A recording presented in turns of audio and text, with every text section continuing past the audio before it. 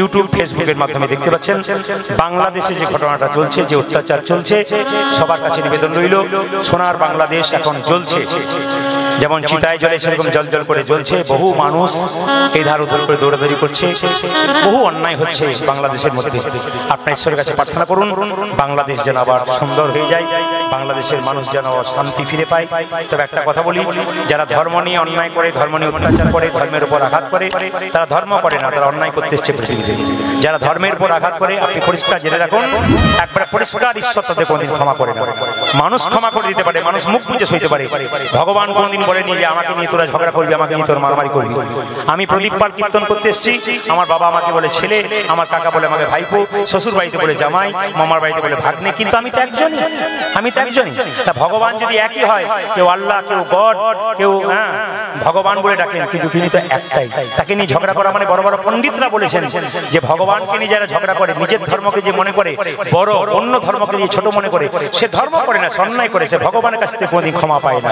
তাই অন্যায় অত্যাচারী যারা আছেন তাদের বিরুদ্ধে সোচ্চার প্রতিবাদ করবেন আপনারা। আপনাদের কাছে নিবেদন রইল, ওরা ভালো মানুষের সংখ্যা প্রত্যেকটি জাতির মধ্যে আছে, প্রত্যেকটি জাতির মধ্যে ভালো ভালো মানুষ আছে, তারা ভালো ভালো কথা বলেন, কিন্তু প্রত্যেকটি জাতির মধ্যে এমন কিছু হিংস্র মানুষ আছে যারা ধর্মকে নিয়ে লড়াই করে, ধর্মকে নিয়ে ঝগড়া করে।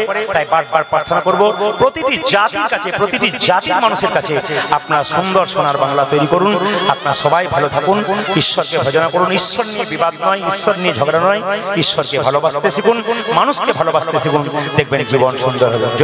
যোগক্ষেম বাহাম মাহাম, মায়েরা যোগক্ষেম বাহাম মাহাম একটা কথা আছে, দেখুন, অনন্যশ্চিন্তমাং যে জনা পর্যপাসতে তেষাং নিত্যবিযুক্তনাং যোগক্ষেম বাহাম মাহাম। এইদিকে তাকাবেন, এই শ্লোকটা একদিন জগন্নাথ মিশ্র, তিনি ব্রাহ্মণ, তিনি দেখছেন ভগবান নাকি ভক্ত, এটা কি করে সম্ভব? ভগবান ভক্তের বোঝা বয়, তা কি করে সম্ভব? ভক্ত তো ভগবানের প্রসাদ নিয়ে যায়, ভগবান কি করে বোঝা বইবে? একটা তার দিয়ে, তার মায়েরা লোহার তার দিয়ে ওই শ্লোকটা কেটে দিয়েছিল। যখন কেটে দিয়েছিল, জগন্নাথ মিশ্র ভিক্ষা করতে গেল, সবাই তাকাবেন, ভিক্ষা করতে গেল, কি দেখছো? জগন্নাথ মিশ্র ভিক্ষা করতে গেল, স্ত্রী বলছে না না ওখানে না, স্ত্রী বলছে কি দেখছো, মানে বইটাতে কি দেখছো? বলছে দাগ দিয়ে কেটে দিলাম, কারণ ভক্তের বোঝা ভগবান বইতে পারে না। সঙ্গে সঙ্গে ভিক্ষা করতে গেল, একটা বিরাট জঙ্গলের মধ্যে, গাছের গর্তের মধ্যে চুপচাপ রয়ে গেল। 3 দিন বৃষ্টি হচ্ছে। জগন্নাথ মিশ্রের স্ত্রী চিন্তা করছে, কি আমার স্বামী এলো না। আর স্বামী কি চিন্তা করছে, 3 দিন ধরে ঘর থেকে বেরিয়েছি, আমার স্ত্রী খেতে পাচ্ছে না। স্বামী স্ত্রীর সম্পর্কটা এরকম হওয়া দরকার।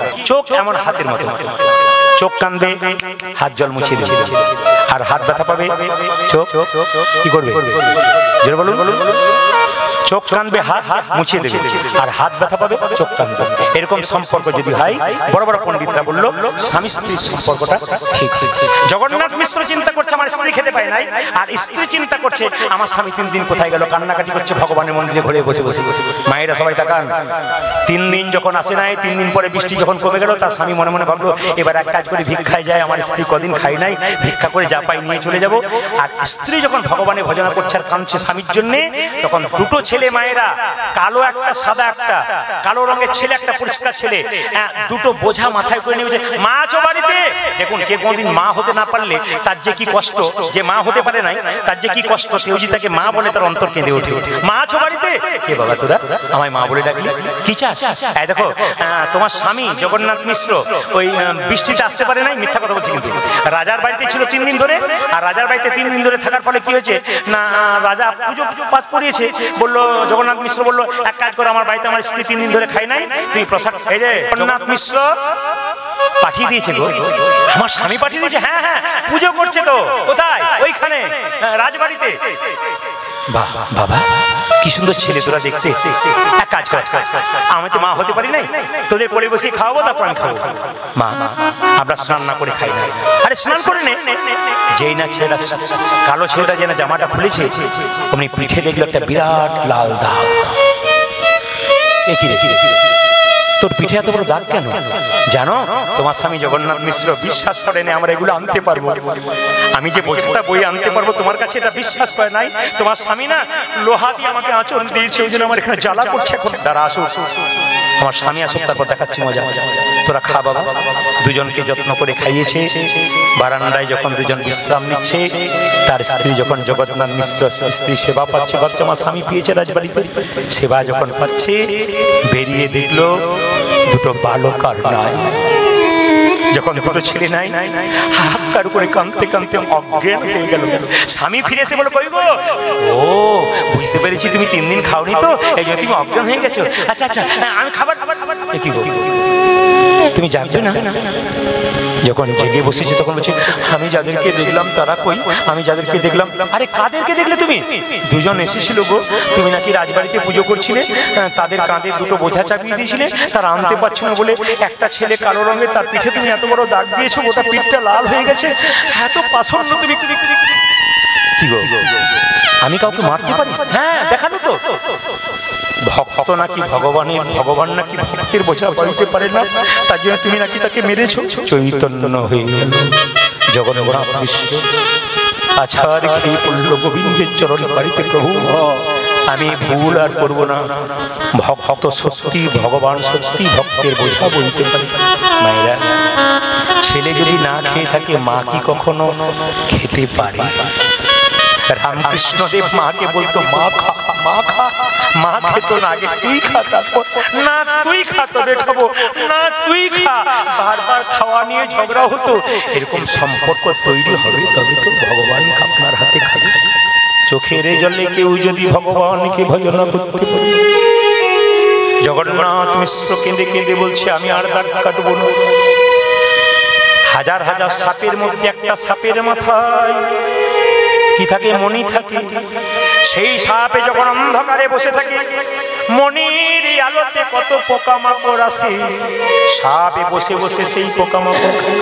এখানে তত্ত্ব বলল, কোন ভক্ত যদি কোনোদিনে ভগবান রূপ মণিকে হৃদয়ে মাঝে রাখতে, তবে ভগবান ভক্তকে নিজের হাতে খাওয়াতে পারে। পত্রং পুষ্পং ফলং তয়ং যো মে ভক্ত ব্রজচ্ছতি তদহম পরিতমস্মানি প্রদাতা। যদি মায়েরা, ভগবান নিজের মুখে বলছে, যদি তোমার কাছে ফুল দেয়, ফুল থাকে ফুল দেবে, ফুল না থাকলে পাতা দেবে, পাতা না থাকলে জল দেবে, জল না থাকলে চোখের জল দেবে। আমি যে আরো গীতাতে প্রতিজ্ঞা করেছি, মায়েরা এই যে দেখাবেন, আরো গীতাতে প্রতিজ্ঞা করেছি, যে আমাকে যেমন ভাবে ভালোবাসে আমি তাকে তেমন ভাবে ভালোবাসি। কিসের অহংকার করছেন? আপনি কি জন্ম পেয়েছেন? আপনি জন্ম পান নাই, আপনার জন্ম দিচ্ছে আপনার মা। আপনি যখন জন্ম পেয়েছেন, আপনার নামটা কি আপনি নিজে রেখেছেন? বাড়ি কেউ রেখেছে। আবার দেখবেন আপনি কি পড়েছেন? না, মাস্টারমশাই পড়িয়েছে, তারপর পড়েছেন। আপনি কি চাকরি পেয়েছেন? তা একজন দিয়েছে। শেষে যখন শ্মশান ঘাটে যাবেন তখন কিন্তু আপনি নিজে যেতে পারবেন না, অন্যজন আপনাকে নিয়ে যাবে।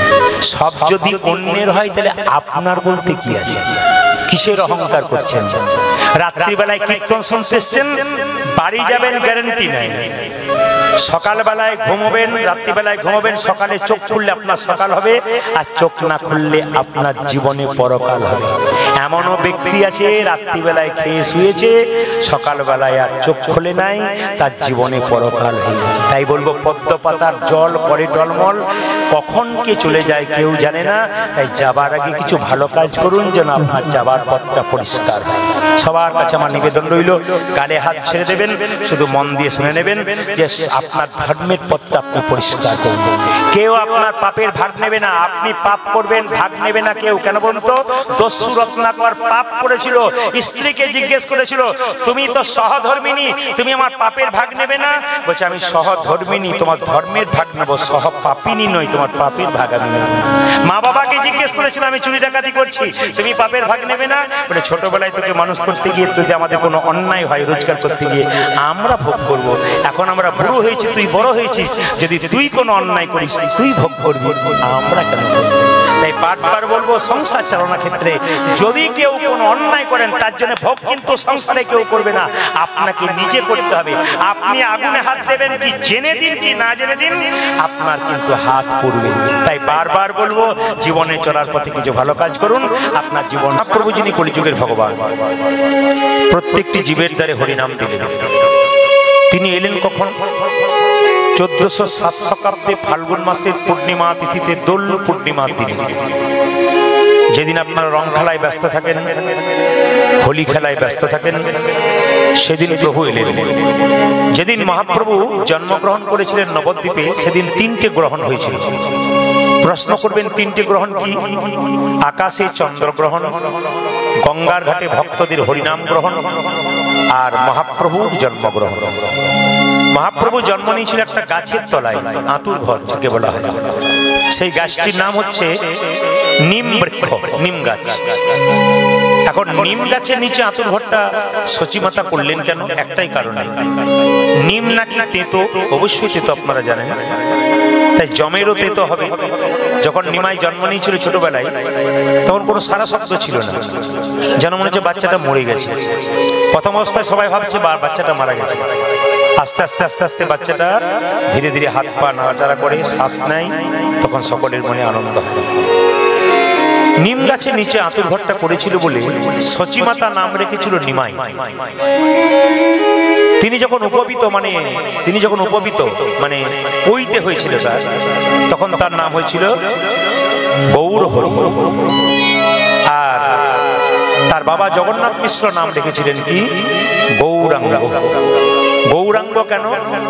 কাঁচা সোনার মতো গায়ের রং, তিনি হলেন গৌরাঙ্গ। সন্ন্যাস নেবার পর তার নাম হলো শ্রী কৃষ্ণ চৈতন্য প্রভু। শ্রী মানে কি? সুন্দর। কৃষ্ণ মানে কি? আকর্ষণ। চৈতন্য মানে কি? চেতনা। যিনি প্রত্যেকটা জীবের মাঝে কৃষ্ণ নামের চৈতন্য দান করবেন, তিনি শ্রী কৃষ্ণ চৈতন্য মহাপ্রভু। কংসের কারাগারে কৃষ্ণ যখন জন্ম নেয় নাই, কারাগারটা অন্ধকার ছিল। কৃষ্ণ জন্ম নিল, কারাগার আলো হয়ে গেল। ও মায়েরা, কংসের কারাগারে কৃষ্ণ যখন জন্ম নেয় নাই, কারাগারটা অন্ধকার ছিল। যখন জন্ম নিল, কারাগার আলো হয়ে গেল। এ কথা জেনে নিন যে আপনার হৃদয় কারাগারটা অন্ধকার ততক্ষণ যতক্ষণ আপনি হরিনাম না শোনেন। আর হরিনাম যখন শুনবেন, তখন আপনার হৃদয় কারাগারটা আলোকিত হয়ে যাবে। তাই যারা কৃষ্ণ নাম হরিনাম মন দিয়ে শুনবেন, তাদের হৃদয় কারাগার আলোকিত হয়ে যাবে। আর যারা এখন হরিনাম শোনেননি বা শোনেন না ভাবছেন, তাদের হৃদয় কারাগার চিরকাল অন্ধকার হয়ে যাবে। আপনারা সব মরবেন তো নাকি না চিরকাল বেঁচে থাকবেন? কোনটা? যদি তাই হয়, তাহলে মৃতদেহ যখন দরজা দিয়ে নিয়ে যাওয়া হয়, বড় হরি হরি বল বলে, তখন দেখবেন আপনিও প্রণাম করেন, আমিও প্রণাম করে। কিভাবে বলুন তো? ও বোধ হয়ে গেল, আমি বোধ হয়ে যাবো না। এটা কিন্তু পরিষ্কার আমরা ভাবি।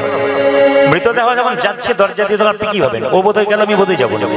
কিন্তু যিনি মাচায় দুলতে দুলতে গেলেন, তিনি আমাদের শিখিয়ে দিয়ে গেলেন যে আমাকে দেখে শিখে নাও, আমি যেমন হেলতে দুলতে চললাম, তুমিও একদিন হেলতে দুলতে চলবে।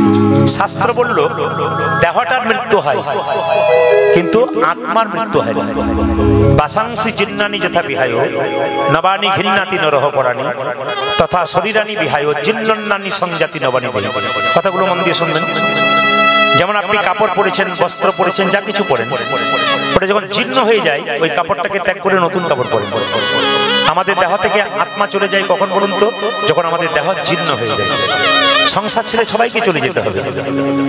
যারা এসছেন তাদেরকে যেতে হবে, আগামীতে যারা আসবে তাদেরকে যেতে হবে। ইতিমধ্যে যারা এসছিলেন সবাই চলে গেছেন। আপনার দাদু ঠাকুমার ছবিটা দেখুন, দেওয়ালে টাঙানো আছে। তিনিও দেখতে সুন্দর ছিলেন, তিনিও ভালো ছিলেন। তাকে দেখুন, সেও চলে গেছে। আপনি যতই মনে করুন আমি সুন্দর কি খারাপ, সবাইকে পৃথিবী ছেড়ে চলে যেতে হবে।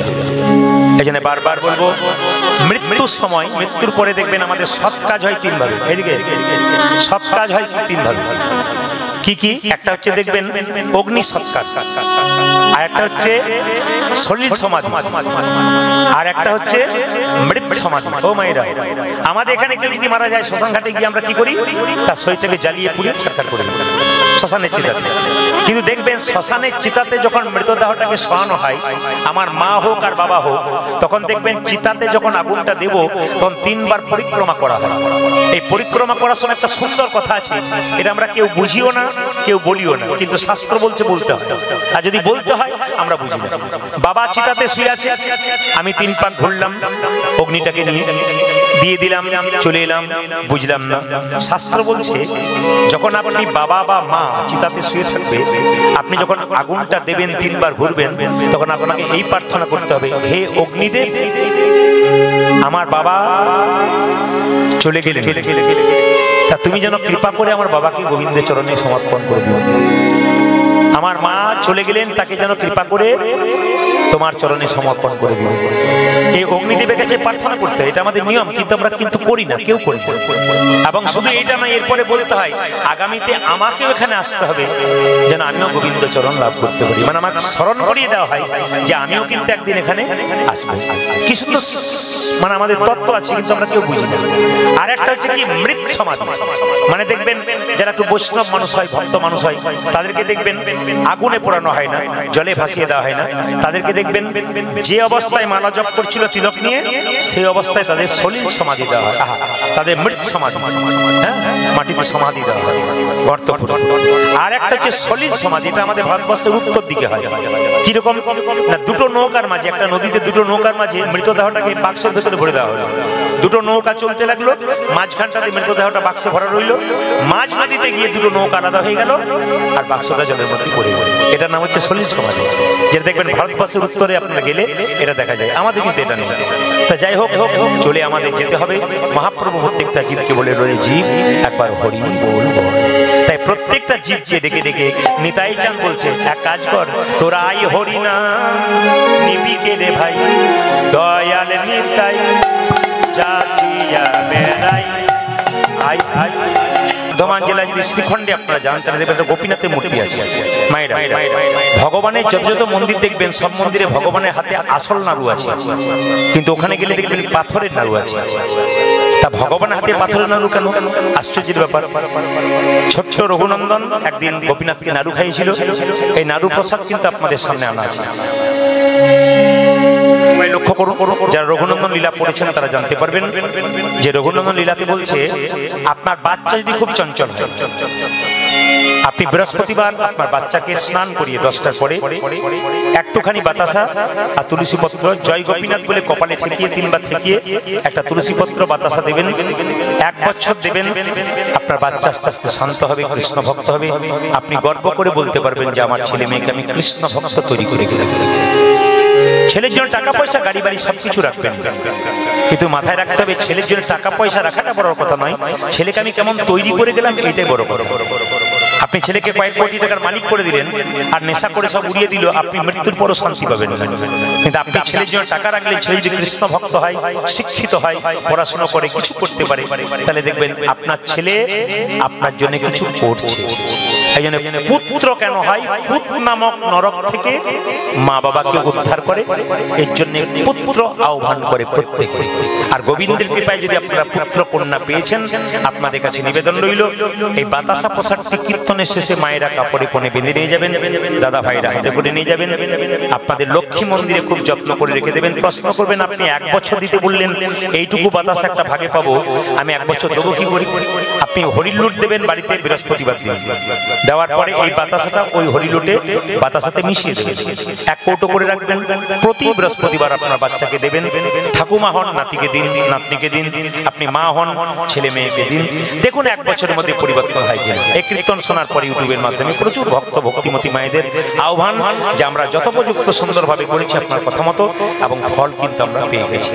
আপনারাও নিশ্চয়ই ফল পাবেন যদি আপনারা এক মনে করতে পারেন। এই প্রসাদটি কীর্তনের শেষে আপনারা সকলে পাবেন এবং গোটা গোটা পাবেন। কেউ যদি 2টো পেয়ে যান হরিলুট দেওয়ার পর, তাহলে পাশের জন যে পায় না তাকে একটা আপনি দেবেন, অর্ধেকটাও দেবেন, কারণ একা নিয়ে যাবেন না, সবাইকে দিয়ে যাবেন। এতে কিন্তু আপনার ছেলে মেয়ের মঙ্গল হবে। আর একটা উপায় আছে, বাড়িতে খুব অসুস্থ ব্যক্তি, বহুদিন ধরে অসুস্থতা আছে, সেই যে তুলসী পত্র দিয়ে বাতাসা দিয়ে জয় গোপীনাথ বলে খায়, অনেকটা কষ্ট কিন্তু তার দূর হয়। এর অনেকগুলো উপকারিতা আছে, আপনার ইউটিউবের মাধ্যমে শুনেছেন, আজ তো সংক্ষেপে বললাম। শ্রীখণ্ড গ্রামের 2 ভাই মায়েরা, বড় ভাইয়ের নাম মুকুন্দ সরকার, ছোট ভাইয়ের নাম নরহরি সরকার। বর্ধমান জেলার শ্রীখণ্ড গ্রামের 2 ভাই মায়েরা, আমি মাঝে জিজ্ঞেস করব, বড় ভাইয়ের নাম কি? মুকুন্দ সরকার। আর ছোট ভাইয়ের নাম কি? ছোট ভাইয়ের নাম কি? নরহরি সরকার। তাহলে বড় ভাই হলো মুকুন্দ আর ছোট ভাই হলো নরহরি। মায়েরা, কেউ তো কিছু করতে হবে, কর্ম তো করতে হবে। তো বড় ভাই মুকুন্দ সরকার কি করে না, তিনি কবিরাজি চিকিৎসা করেন, আর তার ভাই তার সঙ্গে কম্পাউন্ডারি করে। একদিন ছোট ভাই দাদাকে বলছে, দাদা একবার শ্রীখণ্ড থেকে নবদ্বীপ গেলে হয় না? তখনকার দিনে তো কোনো যোগাযোগ ব্যবস্থা ছিল না, হেঁটেই যেতে হতো। তো দাদা বলছে, হ্যাঁ রে, এতটা রাস্তা যাবি, পা ফুলে যাবে, যেতে পারবি না। ছোট ভাই বলছে, দাদা আমি শাস্ত্রে শুনেছি, সাধু মুখে শুনেছি, যদি কেউ কৃষ্ণ নাম করতে করতে রাস্তা দিয়ে হেঁটে যায়, তার রাস্তাটা অনেক সহজ হয়ে যায়। তাই চলো না, দুই ভাই মিলে একবার যাই। তুই যখন বলছিস তাহলে চল। বড় ভাই মুকুন্দ সরকার তিনি কবিরাজি চিকিৎসা ছেড়ে দিয়ে কয়েকদিনের জন্য শ্রীখণ্ড থেকে চললো নবদ্বীপে শ্রীবাস অঙ্গনে মহাপ্রভুর আশীর্বাদ দেওয়ার জন্য। আগে যাচ্ছে বড় ভাই আর পেছনে যাচ্ছে কে? ছোট ভাই। সবাই মিলে চলুন, তালি দিয়ে দিয়ে আমরা যাই বর্ধমান জেলা শ্রীখণ্ড থেকে নবদ্বীপে। কোথায়? শ্রীবাস অঙ্গনে মহাপ্রভুর কাছে কৃপা পাবার জন্য। আপনারা সবাই পাবেন যদি আপনারা তালি দিয়ে যেতে পারেন। বড় ভাই যাচ্ছে আগে আগে, ছোট ভাই যাচ্ছে পেছন পেছনে। আচ্ছা, আপনারা বলবেন, যে গাছে ফল ধরে তার ডালটা নিচের দিকে যায় না উঁচু দিকে যায়? কে বলুন? যে ঘুমাচ্ছে সে বলুন, কোন দিকে যায়? নিচের দিকে না বলুন? নিচের দিকে যায় না উঁচু দিকে যায়? একজন বলছে উঁচুর দিকে। যে গাছে ফল ধরে সেই গাছটা নিচের দিকে ডাল ডাল। যারা ভক্ত হয় তাদের ভক্তি কেমন হয় বলুন তো? এরকম। আপনারা কীর্তন শুনতে শুনতে একবার মাঝে মাঝে আপনাদের ক্যামেরাগুলো ঘোরাবেন পেছন দিকে, এরকম করে তাকাবেন, দেখবেন কেউ উদাস হয়ে বসে আছে আর কতক্ষণ, আবার কেউ মনে মনে ভাবছে যে হ্যাঁ বেশ চলছে, চলুক। মানে যে গাছে ফল ধরে সেই গাছটার ডালটা নিচের দিকে যায়। যারা ভক্ত হয় মায়েরা তাকাবেন, তাদের ভাবটি কিন্তু এরকম। আপনি যখন মন্দিরে যাবেন তখন মাথায় রাখতে হবে যে যদি হও নিচু তবে পাবে কিছু, নিচু হবেন তবে কিছু পাবেন, নিচু না হলে কিছু পাওয়ার চান্স নেই। দেখবেন মায়েরা, সোনার কলসি যতই দামি হোক না কেন, একজনের কাছে মাথা নিচু করতে হয়। কার কাছে বলুন তো? একটা গ্লাসের কাছে। আপনি কয়েকশো কোটি টাকার মালিক হতে পারেন, যদি বৈষ্ণব ভক্তের চরণ তলে মাথাটা নিচু করতে না পারেন, তবে আপনার জীবনে কোনো দাম নেই। আমি সেই জন্য আপনাদের বলবো, আপনার রাস্তা দিয়ে বেরোচ্ছেন, সাধু গুরু বৈষ্ণব দেখলে রাস্তা একটু প্রণাম করুন। মায়েরা, যদি প্রণাম করতে পারেন, যত নত হতে পারেন, ওনাদের আশীর্বাদ যত পাবেন, আপনার কৃপা হবে। বয়স্ক বাবারা রাস্তা দিয়ে বেরোচ্ছেন, যদি আপনি একটু নমস্কার করেন বা প্রণাম করেন, ওনাদের আশীর্বাদ যদি আপনার মাথায় থাকে, আপনি জীবনে অনেক কিছু করতে পারেন। বাচ্চা ছেলেকে মা রাস্তা দিয়ে নিয়ে যাচ্ছে, মন্দির দেখলেই প্রণাম করাবেন। সাধু গুরু বৈষ্ণব রাস্তা দিয়ে যাচ্ছে, আপনাকে প্রণাম, আপনি প্রণাম করাবেন। কারণ মায়ের কাছ থেকে বাচ্চা আচার শিখবে, মায়ের কাছ থেকে বিচার শিখবে। মাটি যদি হয় খাঁটি তবে সোনার ফসল ফলে, আর মাটি যদি হয় ভালো না হয় তবে নিতাই গৌর হইবে। তবে মায়ের দোষ একা দেব না কেন? বীজ যদি ভালো হয় গাছ ভালো হবে, মাটি যদি ভালো হয় গাছ ভালো হবে। বীজও খারাপ মাটিও খারাপ, তাহলে তো গাছ ভালো হবে না। আর বীজ ভালো আর মাটি খারাপ, সে কিন্তু নিতাই গৌর হরি বলে। তাই জন্য আমি আপনাদের বলবো, দুজনই যদি ভালো হয়, কৃষ্ণ ভক্ত সন্তান তার অবশ্যই হবে। এই যে তাকাবেন মায়ের, দু ভাই মিলে যখন এরকম করে দাঁড়িয়ে আছে, মহাপ্রভু শিবাসকে দেখে বলছে, শিবাস বলে কি, দেখো তো আমার দুজন ভক্ত দরজার সামনে দাঁড়িয়ে আছে, একবার দেখো তো। সঙ্গে সঙ্গে শিবাস গিয়ে দেখলো দুই ভক্ত। কি নাম তোমার? আমার নাম হলো মুকুন্দ সরকার, আমি বড় ভাই, আর এই যে একজন রয়েছে আমার ছোট ভাই, ওর নাম নরহরি সরকার। আচ্ছা, কি জন্য এসছো? মহাপ্রভু কৃপা পাবার জন্য। মহাপ্রভু শিবাসকে দেখে বলে, শিবাস আমার আশীর্বাদ পাবার জন্য এসছে, চলো আমাকে দেখবার জন্য এসছে। ভক্ত যদি কাই মনে কোনো বাঞ্ছা করে, ভগবানের সাধ্য নাই সে বাঞ্ছা নাই করে। একই কথা মন্দিরে বারবার কেউ যদি বলেন, আপনার মনের ইচ্ছা ভগবান পূর্ণ করবে। আপনি 2-4 দিন বলবেন তা নয়, একই কথা মন্দিরে বলুন। ভগবানের কাছে ভক্ত গাড়ি বাড়ি টাকা পয়সা চায় না, কি চাই? প্রেম আর ভক্তি চাই। ভক্ত যদি কাই মনে কোনো বাঞ্ছা করে, ভগবানের সাধ্য নাই সে বাঞ্ছা নাই করে। মুকুন্দ সরকার নরহরি সরকার এরকম করে দাঁড়িয়ে আছে। তোর মহাপ্রভু শিবাসকে বলছে, এক কাজ করো, ওরা আমাকে দর্শন করতে এসছে, আশীর্বাদ দিতে এসছে, চলো আমরা দুজন মিলে যাই হরিনাম করতে করতে। মহাপ্রভু যাচ্ছে আগে আগে, মহাপ্রভু যাচ্ছে আগে আগে, শিবাস যাচ্ছে পেছন পেছন, আর দু ভাই মিলে মহাপ্রভুর নিত্য দর্শন করছে আর কীর্তন শুনছে। কিভাবে যাচ্ছে? সৌরধ্বনি তীরে, সৌরধ্বনি তীরে দেখা হয়েছে ভাই? বলে হ্যাঁ দেখা হয়েছে। দুইজন দাঁড়িয়েছে, মহাপ্রভু শিবাসকে বলে, শিবাস বলে দাও ওদের মধ্যে যে বড় ভাই আর ওদের মধ্যে যে ছোট ভাই, ছোট ভাইকে বলো সে আমার সঙ্গে হরিনাম করবে, আমার সঙ্গে সারা জীবন থাকবে। আর যে বড় ভাই তাকে বলে দাও আমার 100 জন্ম কৃপা পাবে। এ কেমন হলো? আপনার দু ভাই মিলে কীর্তন শুনতে এসছেন, একজন আশীর্বাদ পেলেন একজন পেলেন না, কিরকম ব্যাপার? খুশি হবে কি? একজন আশীর্বাদ পেলেন একজন পেলেন। তো শ্রীবাস এসে বলছে তোমাদের মধ্যে বড় ভাই এই যে আমি, ছোট ভাইকে ওই যে বললো, ওই যে আমার সামনে দাঁড়িয়ে আছে। আচ্ছা ছোট ভাইয়ের জন্য বলেছে সারা জীবন প্রভুর সঙ্গে থাকবে আর কীর্তন করবে। বড় ভাই বলছে আমার জন্য কি বলছে? তোমার জন্য বলছে তুমি 100 জন্ম সঙ্গ পাবে না, কৃপা পাবে না। যে না বড় ভাইকে বলেছে 100 জন্ম কৃপা পাবে না, সঙ্গ পাবে না, অমনি বড় ভাই নাচতে শুরু করেছে জয়। শ্রীবাস মনে মনে ভাবছে লোকটা পাগল হয়ে গেল। মহাপ্রভু কৃপা করলো না বলে শ্রীবাস ভাবছে লোকটা পাগল হয়ে গেল। এই যে তোমাকে প্রভু বললো 100 জন্ম কৃপা পাবে না, তুমি নাচতে শুরু করলে, তুমি কি পাগল হয়ে গেলে নাকি? আরে আমাকে যদি বললো আমি তো 20 খেয়ে আত্মহত্যা করে দিতাম।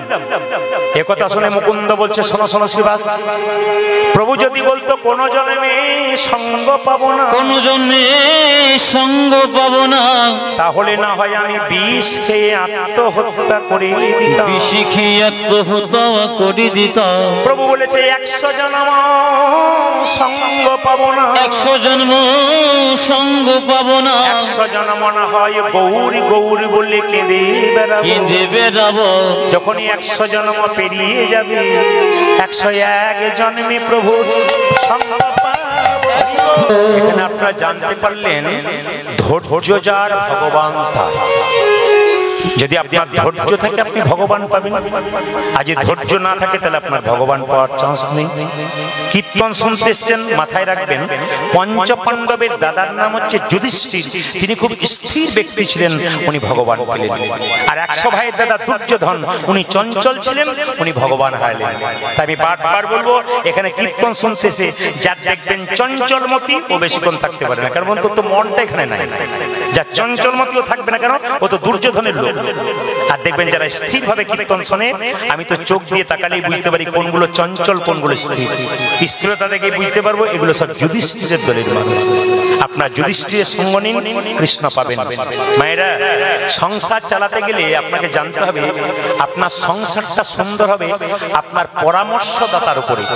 আপনি কারো কাছে বুদ্ধি নেবেন, বুদ্ধি যার কাছ থেকে নেবেন তাকে ভালো হতে হবে।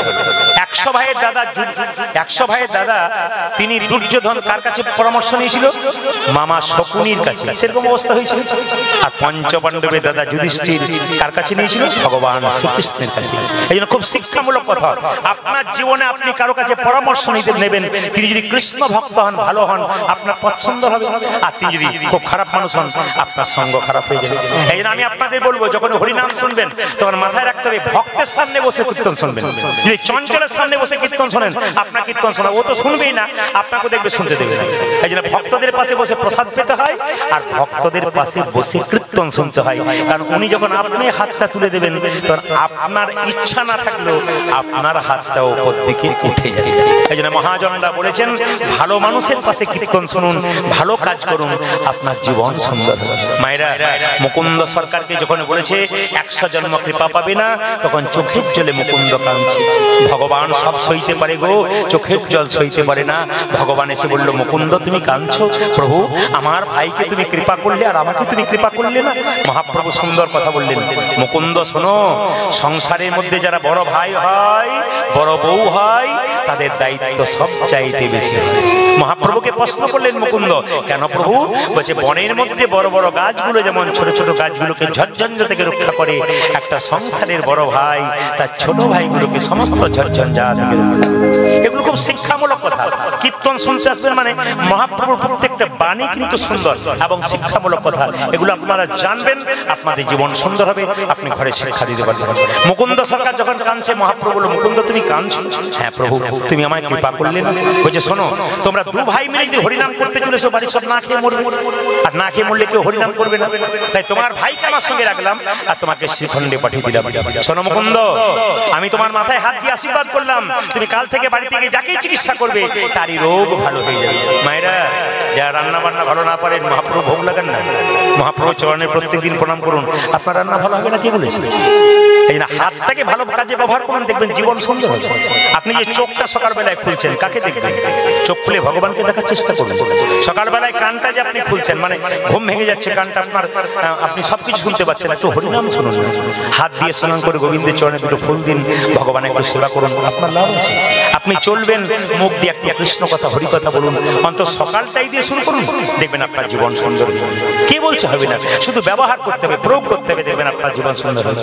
মুকুন্দ তুমি এক কাজ করো, তোমার মাথায় হাত দিয়ে বলে দিলাম, তুমি কাল থেকে বাড়ি গিয়ে যাকেই চিকিৎসা করবে তারই রোগ ভালো হয়ে যাবে।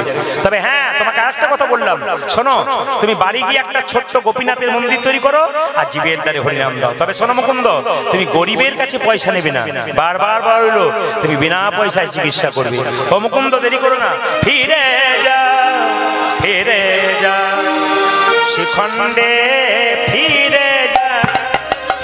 আপনারা মন্দিরটা কোথায় করবেন আমি বলে দিই, যেখানে ছাদের সিঁড়ি আছে, আস্তে আস্তে যেখানে ছাদের সিঁড়ি আছে আপনি সিঁড়ির উপরে পেরিয়ে যান, তার নিচে রাখেন, উপর দিকে আপনি যাবেন, ভগবান নিচে থাকবেন।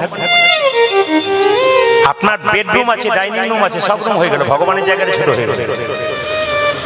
আপনি এত কিছু খেতে পাচ্ছেন কিন্তু ভগবানকে দেবার সময় দুটো নকুল দানা দিচ্ছেন কেন? ভগবান তো খায় না, আমরা মনে মনে ধারণা করে নিয়েছি। কিন্তু কিছু মাথায় রাখবেন মায়েরা, খনা মায়ের বচন আপনারা শুনেছেন, খনা মা কিন্তু পরিষ্কার করে বলে দিয়েছেন যে যখন আপনি বাড়ি তৈরি করবেন, মন্দির তৈরি করবেন, মন্দির হচ্ছে সবসময় ঈশান কোণে, যে যেখানে বসে আছেন ঈশান কোণে যদি আপনি মন্দির করেন তার পারফেক্ট জায়গা হলো। ঈশান কোণে যদি কেউ মন্দির করতে পারে তার সবচাইতে ভালো। তিনি বলেছেন কি মায়েরা, বাড়ি যদি করতে হয় তাহলে তিনি বলেছেন দক্ষিণ দুয়ারি ঘরের রাজা, পূব দুয়ারি ঘরের প্রজা, উত্তর দুয়ারি খাজনা নাই, আর পশ্চিম দুয়ারি মুখে ছাই। এগুলো আমার কথা নয়, কার কথা? খনার মায়ের কথা। যদি আপনি বাড়ি করেন তাহলে দক্ষিণ দিকে দরজা করলে সবচাইতে ভালো। কে বলেছে? খনা মা বলেছেন। আর যদি না পারেন তাহলে পূব দিকে হওয়া খুব ভালো। তাও না পারেন তাহলে উত্তর দিকে হলে কি হবে? কি হবে? আপনার যত অর্থ রোজগার করবেন সব নিতাই গৌর হরি বলবে। কে বলছে? খনা মা বলছে, আমার কথা নয়। আর কি বলছে? পশ্চিম দুয়ারের মুখে ছাই। পশ্চিম দিকে দরজা করবেন তো দেখবেন বারবার ঝরঝঞ্ঝা আপনার বাড়িতে লেগেই থাকবে।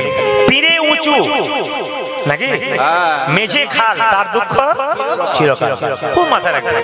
খনা মা বলেন, উনি আবার জ্যোতিষ শাস্ত্র বলেছে যদি কেউ ঈশান কোণে বাথরুম ঘর করেন তবে তার তো দুঃখের আর সীমা নাই। যদি কারো ঈশান কোণে বাথরুম থাকে অবশ্যই পরিবর্তন করার চেষ্টা করুন, জ্যোতিষ শাস্ত্র বলে। খুব মাথায় রাখবেন কথা বলে। এখন হয়ে গেছে, আপনি কি করবেন?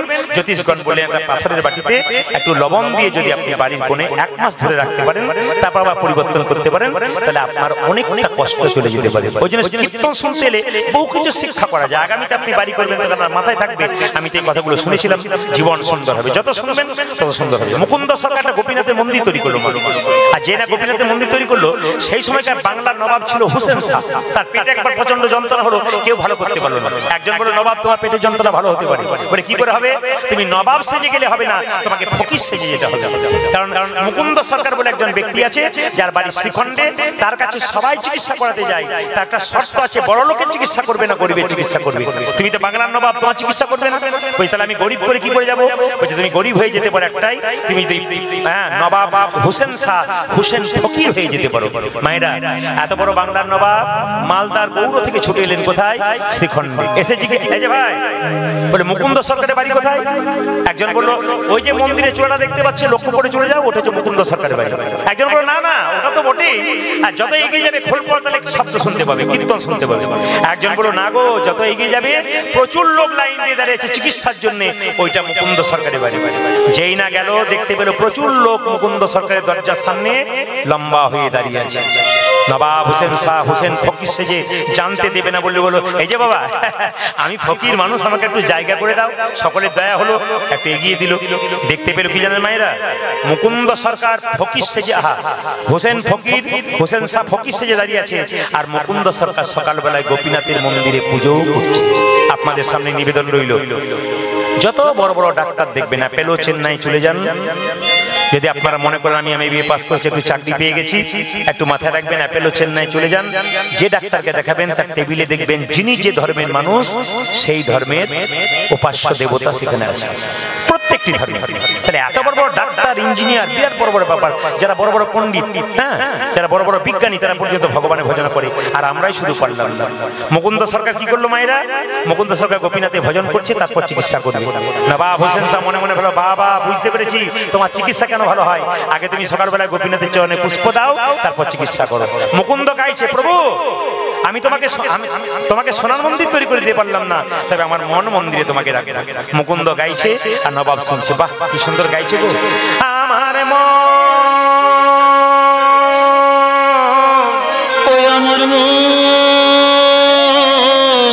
হরে কৃষ্ণ।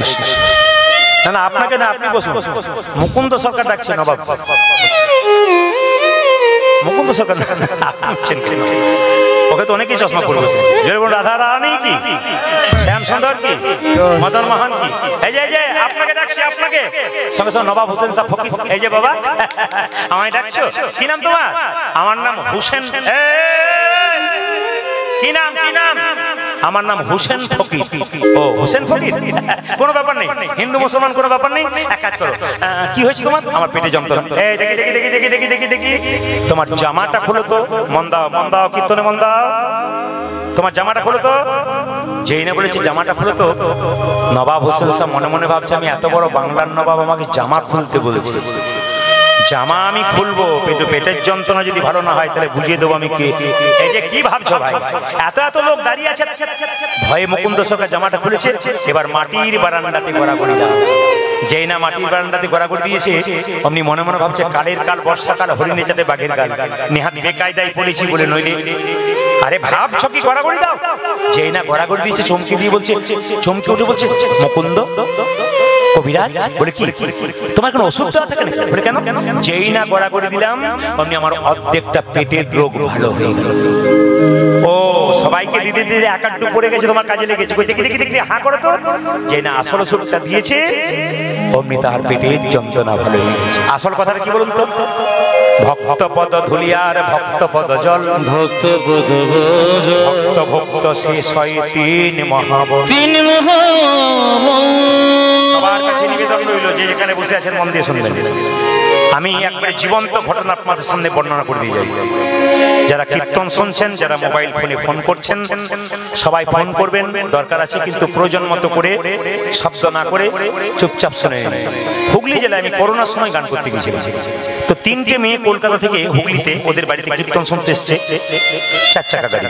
আপনাকে সব জায়গায় পাওয়া যায় না, আমাদের আত্মীয়তাই চলে এলাম। তখন করোনা ঠিক শেষ হবে, মাস্ক নিয়ে সবাই আসছে। তো তিনটে মেয়ে গোপাল তিনটেকে কোলে করে নিয়ে নামছে। একবার সত্য ঘটনা। আমার কাছে বাসায় গেল, গোপাল তিনটেকে নামিয়ে প্রণাম করলো। হরিবাসরে কীর্তন শুনতে এসে তখন দেখতে পাচ্ছি এরকম স্টেজ, তিনটে গোপালকে নামিয়ে তিনজন মেয়ের সামনে বসে আছে। বাচ্চাটা ছটফট করছে, কিন্তু উঠছে, খেলছে, তো বাচ্চাকে ধরছে, হাত তোলাচ্ছে ওই মেয়েটা। তো কীর্তন শোনার পর দেখলাম সবাই চলে যাচ্ছে, কিন্তু ওই তিনটে মেয়ে ধুলাই ঘরে ঘুরে দিচ্ছে। তা আমি চালাক করে জিজ্ঞেস করলাম, আপনার এত সুন্দর শাড়ি নষ্ট হয়ে যাবে না? তোর মেয়েটি বলে উঠলো, আপনি তো বলেছেন আমার স্বামী যদি 4টা কাপড়ের দোকান থাকে, শ্মশানের চিতাতে যখন যাব একটা কাপড় আমাকে দেবে না, কাপড়ের কি দাম আছে? এই বলে তিনি গড়াগড়ি দিলেন তিনজন মিলে। আমি জিজ্ঞেস করলাম কিছুক্ষণ পর, আপনি কি করেন? হাউসওয়াইফ? বলছে না, আমি কলকাতার কোন এক কলেজের অধ্যাপিকা। লজ্জা লাগতে হবে আমাদের, বিবেক জাগাতে হবে আমাদের। একটা কলেজের প্রফেসর, তার কত টাকা বেতন, কত গুণবতী মেয়ে, সেই মেয়েটি হরিনাম শুনে গোপালকে এনে গড়াগড়ি দিচ্ছে। আর আমাদের দেখবেন এমনিতে যদি কোনো MBA পাস করে যায়, তার দেখবেন বিরাট ব্যাপার, সে তো হরিনাম শুনবেই না। কেন? তোমরা যাও, ওসবে ভবিষ্যৎ নেই, ওসব আমি শুনবো না। এদের কাছ থেকে শিখতে হবে। খুব জীবনে আমার চলার পথে আমি বহু কিছু শিখে নিলাম। তো মেয়েটাকে বললাম যে আপনি যদি আমার চেয়ে বড় ছোট না হতেন, আমি আপনাকে প্রণাম করতাম।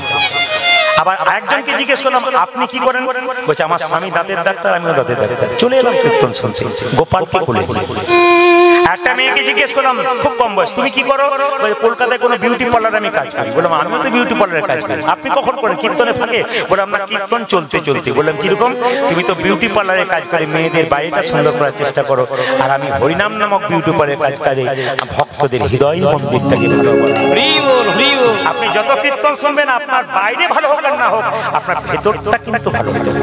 মা শারদা বারবার বলেছেন যে নিজের দোষগুলো কেউ যদি একবার জানতে পেরেছে, সে অন্যের দোষ জীবনে কোনোদিন ধরবে না। কিন্তু দেখবেন অন্যের দোষ ধরে ধরে আমরা নিজের দোষের বোঝাটাকে এমন বাড়িয়ে দিয়েছি যে আমরা নিজেকে মনুষ্যত্ব থেকে অনেক দূরে রেখে দিয়েছি। তাই আগে আপনার দোষটা না ধরে আপনার দোষটাকে ধরুন, যে আপনার কি কি দোষ আছে, দেখবেন আপনি জীবনে সুন্দর হয়ে যাবেন। আর একটা সুন্দর কথা আমি আপনাদের বলে যাই, এই মুহূর্তকালে একটা ছোট্ট মেয়ে, তার বয়স কত? ছোট্ট মেয়ে বলতে 25 বছর বয়স। সেই মেয়েটা কলকাতায় চাকরি করে আমাকে কীর্তন করালো। তো বলছে আমি কানাই বলাইয়ের মা। সবাই বলে কানাই বলাইয়ের মা কীর্তন করাচ্ছে। তারপরে কানাই বলাইয়ের মাকে, মেয়েটি এলো 25 বছর বয়স, এখন বিবাহ হয়নি, কানাই বলাইকে কোলে করে নিয়ে এসছে। বলছি ইনাদের জন্য উৎসব, এটা আমার দুটো সন্তান কানাই আর বলাই। তো বিরাট অনুষ্ঠান করাচ্ছে। জিজ্ঞেস করলাম তুমি কি করো? ও ইঞ্জিনিয়ারিং পাস করে কলকাতায় একটা ভালো জায়গায় পোস্টে আছে, ফ্ল্যাট ভাড়া করে। বলছে আমি কানাই বলাইকে সেবা দিই, তারপর আমি কাজে ডিউটিতে যাই, আবার সন্ধ্যাবেলায় এসে সেবা দিই।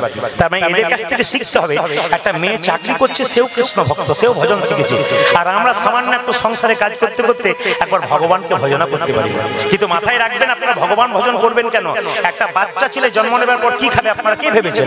মায়ের স্তন দুধে আমার মধুভাণ্ড দিয়েছে, পৃথিবীতে আর কোথাও নাই। এটা কে দিয়েছে বলুন তো? ভগবান দিয়েছে। মায়ের দুধটা খুব গরম নয় যাতে বাচ্চার জিভ পুড়ে যাবে, মায়ের দুধটা খুব টক নয় যাতে বাচ্চার অম্বল হয়ে যাবে, মায়ের দুধটা খুব ঠান্ডা নয় যাতে বাচ্চার সর্দি লেগে যাবে। নদীতে দিলেন জল, গাছে দিলেন ফল, তিনি আমাদের জন্য এত কিছু দিলেন, আমরা তার জন্য কি দিলাম? এই বিবেকবোধ যার আছে তার মনুষ্যত্ব জেগেছে, আর এই বিবেক এখনো যার জাগ্রত হয় নাই, সে যেমন কার তেমন। মুকুন্দ সরকার যে না বলেছে কি গো তোমার পেটের রোগ ভালো হয়ে গেছে তো? সঙ্গে সঙ্গে নবাব বলে উঠলো মুকুন্দ। মুকুন্দ বলে উঠলো কার এত বড় সাহস যে আমার নাম ধরে রাখছে? আমি হলাম সারা বাংলার নবাব হোসেন। নবাব আপনি? হ্যাঁ, আমি তোমাকে পরীক্ষা করতে এসেছিলাম তুমি কত বড় কবিরাজ। সত্যি তুমি বড় কবিরাজ। আচ্ছা তোমাকে এখানে রাখবো না, তুমি আমার মালদায় চলো, গৌড়ে তোমাকে নিয়ে যাবো। রাত্রিবেলায় মুকুন্দ সরকার মহাপ্রভু মন্দিরে কেঁদে কেঁদে বলছে প্রভু বলে দাও, প্রভু তুমি বলে বলে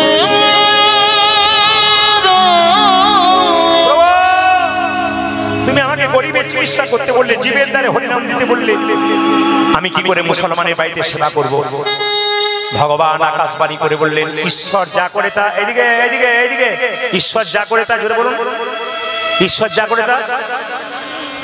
আপনারা ভাবছেন বলবো না, উল্টো ফল যদি হয় আপনারা বলবেন ঈশ্বর যা করে তা। আচ্ছা বলুন তো, আপনার ছেলে মাধ্যমিক পরীক্ষা দিয়েছে, বিরাট বড় ফেল করেছে, আমি গিয়ে বলি আপনার ছেলে ফেল করেছে, ভালো করেছে, ভালো করেছে, আপনি কি বলবেন? বাজে বকবেন না তো? কিন্তু ছেলে যদি ফার্স্ট হয়, ঈশ্বর যা করে তাও হ্যাঁ তা যা বলেছে, মানে ভগবান ভালো করলে ভালো। এখন যদি বৃষ্টি নেমে যায় আপনি বলছেন ঈশ্বর যা করছে মঙ্গল, কিন্তু যা হচ্ছে তার কি কষ্ট হচ্ছে? এই ঈশ্বর যা করছে তাই মঙ্গলের জন্য করছে। এই যে আপনারা যতটুকু ভক্ত আজকে এসছেন, ঈশ্বর যা করছে প্রত্যেকটা কিন্তু মঙ্গলের জন্যই করছে। তাই আপনারা যারা কীর্তন শুনতেছে গল্প করছেন, ওটা ঈশ্বর মঙ্গলের জন্য করছে। কেন? আপনার কানে হরিনাম ঢুকবে না বলে আপনি এটা করছেন, ভগবান সেটাও করছে। আর যিনি ভক্তি করে শুনছেন ঈশ্বর তার জন্য কিন্তু মঙ্গল করছে। মায়েরা, মুকুন্দ সরকার বললো তুমি আমার সঙ্গে যাও, কিন্তু নবাব বললো আমার সঙ্গে চলো, কিন্তু তোমার সঙ্গে একটা শর্ত থাকবে। বলে কি? তুমি কি ভগবান ভজনা করতে চাও? মুকুন্দ বললো হ্যাঁ আমি ভগবান ভজনা করতে চাই। তাহলে এক কাজ করো। বলে কি? না না তুমি কি শর্ত করতে চাও বলো। মুকুন্দ বললো আমি তোমার বাড়ি যাবো নবাব, তিনটে শর্ত। আমাকে একটা গোপীনাথের মন্দির তৈরি করে দিতে হবে, আমি গোপীনাথের ভজন করবো, আর জীবের দ্বারে চিকিৎসা করবো। নবাব হোসেন শাহ তিনি ভালো মানুষ ছিলেন, নবাব হোসেন শাহ তিনি খুব ভালো মানুষ ছিলেন। তিনি বললেন ঠিক আছে কোনো অসুবিধা নেই, চলো তোমাকে তাই করবো। এত বড় বাংলার নবাব, তাকে একটা ছোট্ট কি করলো মায়েরা, ছোট্ট একটা গোপীনাথের মন্দির তৈরি করে দিল, আর গরিবের চিকিৎসা করবার সাহায্য করলো। আর যখনই মুকুন্দ সরকার কীর্তন গান গাইছে, তখন নবাব দূর থেকে দেখছে মুকুন্দ কিরকম কীর্তন করছে। তাকাবেন আমার দিকে, মুকুন্দ কীর্তন করছে, আর দুটো মেয়ে কিন্তু হাওয়া করছে তাল পাতার পাখাতে। মনে রাখবেন তার মধ্যে ময়ূরের পালক ছিল, আমি একটু পরে জিজ্ঞেস করবো। তাল পাতার পাখাতে হাওয়া করছে দুটো মেয়ে, ময়ূরের পালক। নবাব দাঁড়িয়ে দেখছে আর মুকুন্দ সরকার গাইছে। কি গাইছে? মহাপ্রভু রূপের কথা গাইছে, কৃষ্ণের রূপের কথা গাইছে। আর কে দেখছে? নবাব দেখছে। আমার কানু সে বিনোদ রাই। তিলক যে আপনারা পড়েন না, আমাদের দিকে কোনো কোনো মেয়েরা তিলক পড়ে না, আর কোনো কোনো মেয়ে যখন তিলক পড়ে তখন পাশের বাড়ির মেয়েটা বলে বাবা রে হারানের হয়ে ঢং দে, এরকম তিলক করেছে ভগবান পেয়ে যাবে। এটাই সবচেয়ে একটা লজ্জার ব্যাপার। কি বলুন তো, আপনি হরিনাম করবেন, আপনি যাতে না করতে পারেন তার জন্য আপনার পেছনে 5 জন লেগে যাবে। কিন্তু আমি আপনাদের বলবো, হাতি চলে বাজার কুত্তা ভুকি হাজার, হাতি রাস্তা দিয়ে যাবে কুকুর ঘেউ ঘেউ করবে, আপনি তার দিকে তাকাবেন না। কৃষ্ণ ভক্ত হাতির মতো, আর নিন্দুক হচ্ছে কুকুরের মতো। আপনার কোনো কথা শোনার দরকার নেই, আপনি কীর্তন শুনবেন। নবাব হোসেন সাজেনা মুকুন্দ বলে চিৎকার করেছে। মায়েরা এবার কারা কীর্তন শুনছেন মন দিয়ে, এখনই প্রমাণ হয়ে যাবে। বলুন তো, মুকুন্দ সরকারের কীর্তনটা গাইছিল, তখন একজন মা হাত তুলে বলুন তো, নবাবকে দুটো মেয়ে পাখা করছিল, প্লাস্টিকের পাখা না তাল পাতার পাখা? জোরে বলুন। যাক, মনে রেখেছেন তার জন্য খুশি। আচ্ছা, যখন পাখা করছিল, পাখার মধ্যে কাকের পালক ছিল না কোকিলের পালক ছিল? আমার কীর্তন করতে না এলেই ভালো হতো, আপনারা তো জানেন আগে থেকে। তো ময়ূরের পালক ছিল। মায়েরা, যেই না মুকুন্দ বলে চিৎকার করেছে, মুকুন্দ যে না ময়ূরের পালকের দিকে তাকিয়েছে, হে কৃষ্ণ। মুকুন্দ সরকার যেই না ময়ূরের পালকের দিকে তাকিয়ে কৃষ্ণ দেখতে পেয়েছে। এখানে কেউ আছে? একটু জল হবে? খাবার জল হবে? কারো কাছে খাবার জল হবে? অনেকে বোতল দেখাচ্ছে না, আপনাদের কাছে নবাব জিজ্ঞেস করছে কারো কাছে জল? কে আছো, একটু জল নিয়ে এসো তো। মুকুন্দ সরকার অজ্ঞান হয়ে গেছে, যে না মাথাতে জলটা দিয়েছে সামনে মুকুন্দের জ্ঞান ফিরে গেছে। নবাব জিজ্ঞেস করছে, মুকুন্দ কি তোমাকে যখন পিছু দেখলাম তুমি আমার দিকে তাকিয়ে অজ্ঞান হয়ে গেলে কেন?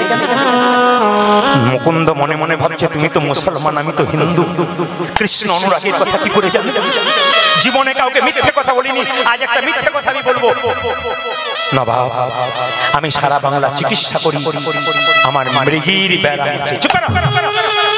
নবাব বলল, মুকুন্দ তোমার হয়তো জানা নেই, আমার একটা রাজ্যে নিয়ম আছে, কেউ মিথ্যে কথা বলে তার জিভটাকে আমি টেনে ছেড়ে দিই। কিন্তু তুমি যেহেতু আমার রোগ ভালো করেছো, আচ্ছা মুকুন্দ, তোমার যদি মৃগী রোগ থাকবে, তুমি যখন অজ্ঞান হয়ে গেছিলে কৃষ্ণ বলে কাঁদছিলে কেন? তোমার যদি মৃগী রোগ হবে, তুমি যখন কৃষ্ণ বলে কাঁদছিলে তোমার চোখ থেকে জল পড়ছিল কেন? মুকুন্দ বলল, নবাব আমার অপরাধ হয়ে গেছে। নবাব বলল, অপরাধ তোমার ভাই না, আমার হয়েছে।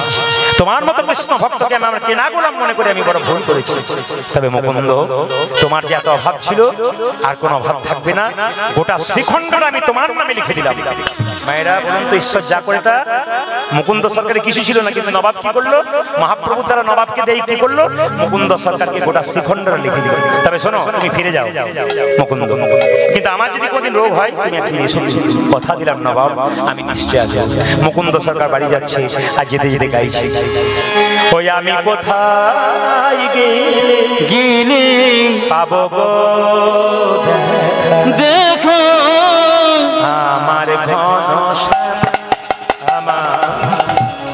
আমার ঘন শ্যামল ধ্বনি ঘরণী।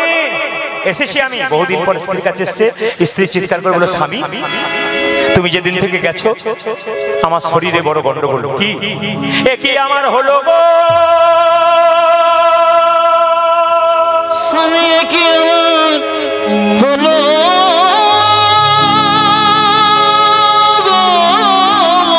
আমার সর্বাঙ্গ যেন চলে যা,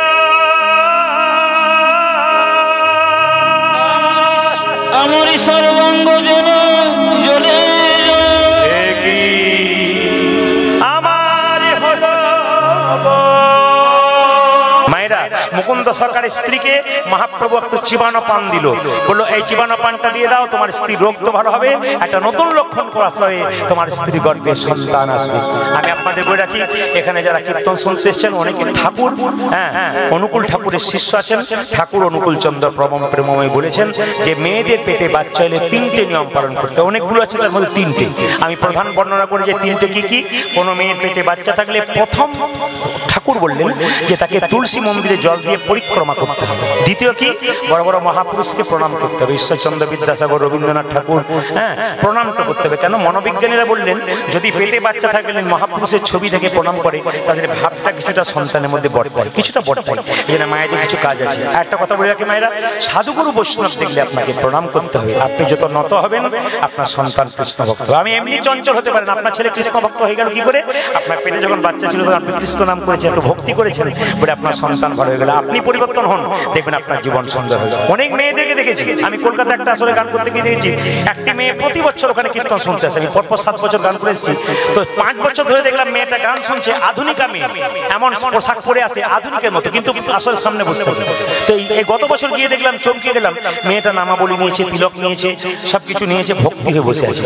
আমি জিজ্ঞেস করলাম, আচ্ছা আপনার এই পরিবর্তন কি করে? বলছে, দাদা আমার ছেলে কৃষ্ণ ভক্ত হয়েছে, মাছ মাংস ডিম কিছু খায় না, খালি হরিনাম করে, পড়াশোনাতে খুব ভালো। আমার মনে হলো আমার ছেলে যদি মাছ মাংস না খায় তা আমি মা হয়ে কি করে খাবো? আমার ছেলে তিলক নেই, হরিনাম করে, স্কুলে ফার্স্ট হয়, আমার গোবিন্দের কৃপা আছে, তা আমার ছেলের জন্য আমি পরিবর্তন হয়ে গেলাম। ওই জন্য মায়েদেরকে বলবো, মা প্রথমে মনে রাখবেন আপনার ছেলে যে কৃষ্ণ ভক্ত হয় আপনি কত গর্ব করে বলতে পারবেন, আমি চোরের মা নয়, আমি ডাকাতের মা নয়, আমি কৃষ্ণ ভক্তের মা। সবাই কৃষ্ণ ভক্তের মা, কৃষ্ণ ভক্তের বাবা হন, দেখবেন আপনার জীবন সুন্দর হয়ে যাবে। মায়েরা, মুকুন্দ সরকারের স্ত্রীর গর্ভে সন্তান এলো, আর সেই সন্তানটা জন্ম নিল সরস্বতী পুজোর দিনে। আর সরস্বতী পুজোর দিনে কি হলো হলো মায়েরা? যে না জন্ম নিচ্ছে মাথায় একটু কাপড় নিন, সবাই মিলে সরস্বতী পুজোর দিনে জন্ম নিচ্ছে মুকুন্দ সরকারের সন্তান। মুকুন্দ সরকার সরস্বতী পুজো করছে, আর সেই সময় তার স্ত্রী গর্ভের সন্তান ভূমিষ্ঠ হচ্ছে। বাচ্চা জন্ম দিলে মুখে কি দিন? নিম পাতা না বেল পাতা? অনেকে ভাবছে নিম পাতাও দিন না বেল পাতা দিই, কি দেন? মধু। আচ্ছা কিছু মনে করবেন না, মধু কেন দেন বলুন তো?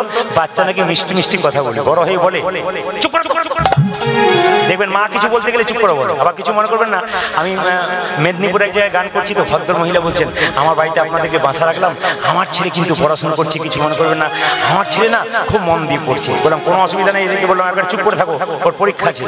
আমি জানলার ফাঁক দিয়ে দেখছি মা বেগুন ভাজা আলু ভাজা করছে, ছেলে পরীক্ষা দিতে যাবে, আর ও মোবাইলে দিব্যি গেম খেলছে। কিছু মনে করবেন না, আপনি যে যেখানে বসে আছেন খুব মন দিয়ে শুনবেন। সন্তানকে তৈরি করতে গেলে আমাদের রামকৃষ্ণ পরমহংসদেব বলেছেন, বাচ্চার মনটা হচ্ছে কচি বাঁশের মতো, যেদিকে বাঁকাবেন সেদিকে বাঁকবে, বাঁশ মোটা হলে আর বাঁকার চান্স নেই।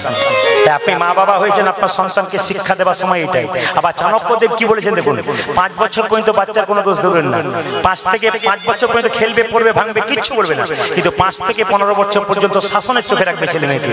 যখনই 16 পেরিয়ে যাবে, পুত্র মিত্র বদাচরে, ছেলে মেয়ের সঙ্গে বন্ধুর মধ্যে। আমার কথা নয়, কার কথা? চাণক্য পণ্ডিতের কথা। আপনারা শুনতে পারবেন, চমকে যাবেন। চাণক্য পণ্ডিতের বড় বড় জ্ঞানের কথা আছে। চাণক্য পণ্ডিত যখন খুব ছোট ছিল, মায়ের কোলে বসেছিল, তখন একজন জ্যোতিষ বলেছিল, আচ্ছা মা, তোমার ছেলে না রাজা হবে।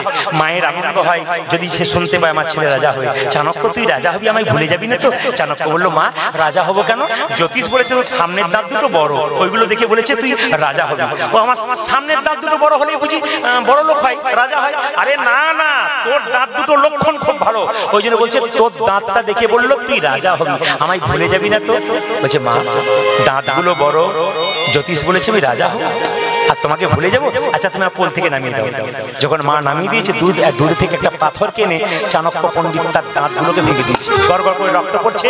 মা জিজ্ঞেস করছে, খোকা তুই পাথর দিয়ে দাঁতটা ভেঙে দিলি কেন? বলছে মা, দাঁত দুটো বড়, তার জন্য রাজা হব, আর রাজা হলে তোমায় ভুলে যাবো। দাঁত দুটো ভেঙে দিলাম, আর রাজা হব না, আর তোমায় জীবনে আমি ভুলেও। কত সুন্দর সুন্দর শিক্ষা দিয়েছে দেখুন। বড় বড় পণ্ডিতের কথা হরিনামে বসে শুনতে হয় কেন? তাদের কাছ থেকে বৃহৎ বৃহৎ শিক্ষা আছে। এই শিক্ষাগুলো যদি জীবনে নেবেন, আপনার সুন্দর জীবন হবে।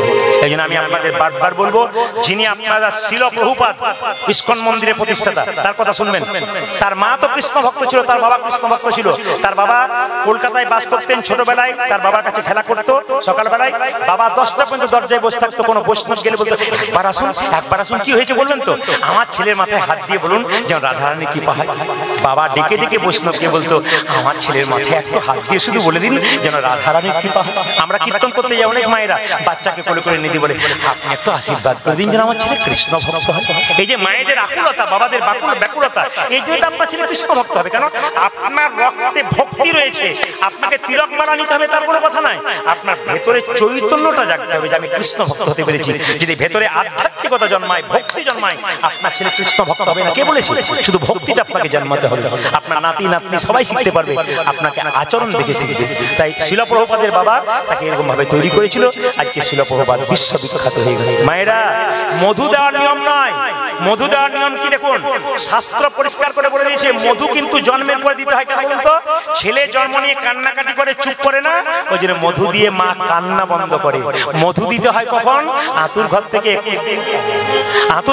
21 দিন পর যখন আপনি নিয়ে যান, হ্যাঁ 21 দিন পর স্নান করিয়ে মন্দিরে যদি একটু প্রণাম করাতে পারেন, আর ভগবানকে বলতে পারেন, প্রভু আমার ছেলে যেন মধুর মতো কথা বলতে পারে, এই প্রার্থনা করতে হবে। বলছে মধু কেনার তো পয়সা আছে, কিন্তু সরস্বতী পুজোর দিনে জন্ম হলো, মধু কেনার জন্য দোকানগুলো তো বন্ধ। দেখবেন লোকে যদি পুকুর ঘাটে যদি মেয়েরা যায়, কি বলছে একবার শুনতো, তারপর দেখাচ্ছি, তখন কান দেখবেন, হ্যাঁ তখন কানের কি জোর, না শুনতে বলে শুনতে হবে। আর হরিনাম শুনতে গিয়ে দেখবেন খালি এদিক ওদিক তাকাবে। কেন? কি পুজো করেছিল? কালী না দুর্গা? ঠিকই বলছে, কিছু একটা বটে। এক জায়গায় আমি কীর্তন করতে গেছি, তো দান লীলা করেছি। তো আমি যখন সকালবেলায় যাচ্ছি গাড়ি থেকে, তো মেয়েরা বলছে কালকের পালাটা খুব ভালো করেছে। বলে কি পালা করেছে দিদি? আমার ঠিক মনে নাই। বলছে ধান পালা না গম পালা কি একটা করলো। দান গান বুঝতে পারে না, ধান বুঝতে পেরেছে। ও বিষয় বুঝেছে কিন্তু পালা বুঝতে পারে নাই। পালা তো হয় না, লীলা হয়। তাই আপনার মন দিয়ে শুনবেন, লীলা শুনতে পাবেন। কোন দিন জন্ম নিল বলুন? সরস্বতী পুজোর দিনে তো। দুই কানে শোনানো মধুর হরিনাম। এই দেখুন, মা সরস্বতীর চরণে প্রার্থনা করে বললো, আশীর্বাদে করো। আপনার ছেলের জন্য বাবার মন্দিরে কি বলবেন? চাকরি হোক, ডাক্তার হোক, ইঞ্জিনিয়ার হোক। আর তিনি কি বললেন? আশীর্বাদে করো, যেন ভাগবতে পড়তে পারে,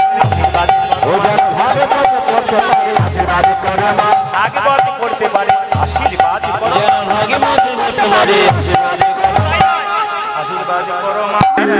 আমি একটা জায়গায় গেছি গান করতে, তো যার বাড়িতে বাসা, বাচ্চাগুলো খুব চিৎকার করছে। এ গিয়ে বলছে, দাদা আপনার ছেলেরা তোমাকে জ্বালাচ্ছে, একটু তাড়ি দিন তো। বলছে যে এগুলো পাড়ার ছেলে কোথায় নাকি? বলছে না না, 5টা ছেলে আমার।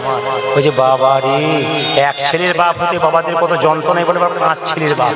তাহলে আপনি নিশ্চয় রেখেছেন অর্জুন, ভীম, যুধিষ্ঠির, নকুল, সহদেব, এসব নাম রেখেছেন। বলছে ও নাম কে রাখে? এই ঝন্টু, মন্টু, আগে নন্টু, আর নাট আর বল্টু। আমার দাদা আচ্ছা নাম রেখেছেন। আমার ঝন্টু, মন্টু, নন্টু আপনার কিছু করতে পারবে না, নাট বল্টু কিন্তু আপনার কিছু করবে। বলে বুঝলাম না, আপনার যখন বয়স হবে তখন নাট বল্টু আপনাকে টাইট দেবে, তখন বুঝতে পারবেন নাট বল্টু নাম। এই জন্য আপনার নামটা কিন্তু ভালো লাগবে। অজামিল চোর ছিল, ডাকাত ছিল, নাম রেখেছিল, ভাগবত কি বলছে? কি নাম রেখেছিল? নারায়ণ। অজামিল বৃদ্ধ হয়ে গেছিল, নর্দমায় পড়ে গেছিল, নারায়ণ বলে চিৎকার করেছিল। যমদূতরা নিতে এসেছিল, কিন্তু না, বিষ্ণুদূতরা তাকে কোথায় নিয়ে গেছিল? বলে মৃত্যুকালে যে যেমন নাম স্মরণ করবে সাত সেরকম হবে। মায়েরা, মরবার সময় যে যেমন চিন্তা করে তার সেরকম জন্ম হয়। ভালো করে শুনে নিন। আপনি যেমন ভাবে দাঁড়াবেন, আপনাকে ক্যামেরাতে যেমন ছবি তুলবে। আপনি বাঁকা দাঁড়াবেন, বাঁকা উঠবেন। আপনি সোজা দাঁড়াবেন, সোজা উঠবে। আপনি টেরা দাঁড়াবেন, আপনার টেরা ছবি উঠবে। আপনি যেমন দাঁড়াবেন সেরকম ছবি কিন্তু আপনার হবে। মৃত্যুকালে যেমন চিন্তা করবেন আপনার সেরকম জন্ম হবে। মৃত্যুকালে যদি কৃষ্ণ চিন্তা করতে পারে তবে তার জন্ম কিন্তু ভালো হয়। সবাই লক্ষ্য করুন, মৃত্যুকালে যে যেমন চিন্তা করবেন। এইদিকে প্রশ্ন করবেন, মৃত্যুর সময় কষ্ট পাই, কি চিন্তা করব? কৃষ্ণ চিন্তা করলে কিন্তু আপনার লাভ আছে। কৃষ্ণ চিন্তা করা অভ্যাস করা থাকবে, তবে আপনার মৃত্যুর সময় কৃষ্ণ স্মরণ হবে।